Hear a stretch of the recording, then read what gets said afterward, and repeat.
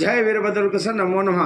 ఆ పంచ ప్రభాకర్కి ఏం కనపడిందంట, మన జగన్ గారు ఎట్లా వ్యవస్థలు వాడుకున్నాడు, ఎన్ని వ్యవస్థలు సర్వనాశనం చేసినాడు, అమరావతిని ఎట్లా చేసినాడు, పోలవరాన్ని ఎట్లా నాశనం చేసినాడు.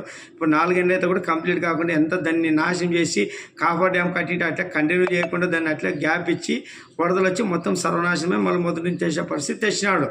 తర్వాత మన వాలంటీర్ని సృష్టించి ఒక్కొక్కరికి 200 రూపాయలు గవర్నమెంట్ డబ్బులు ఇచ్చి, ప్రభుత్వ డబ్బులు ఇచ్చి సాక్షి పేపర్ని కొనిపించి అవసరం లేకుండా కార్యాలయాలకి, కలెక్టర్ కార్యాలయాలకి, గవర్నమెంట్ కార్యాలయాలకు దాదాపు 5-6 లక్షల పైనే సర్క్యులేషన్ పేపర్ని పెట్టుకొని అంతా వినియోగించుకున్నాడు. వ్యాపారం చేసినారు నాయన. అన్ని వ్యవస్థలు వాడుకొని ఇసుక మాఫియా కానీ, మద్యంది కానీ, రకరకాల భూదందాలు కానీ అన్ని రకాలుగా లాస్ట్ ల్యాండ్ యాక్ట్ కూడా తెచ్చినాడు. అది మా నాయన వీరభద్రుడు నిలబెట్టినారా అప్పుడు నిలబెట్టినాడు. కాబట్టి ఈరోజు ప్రజల విజయం కాదు, అది వీరభద్ర విజయం.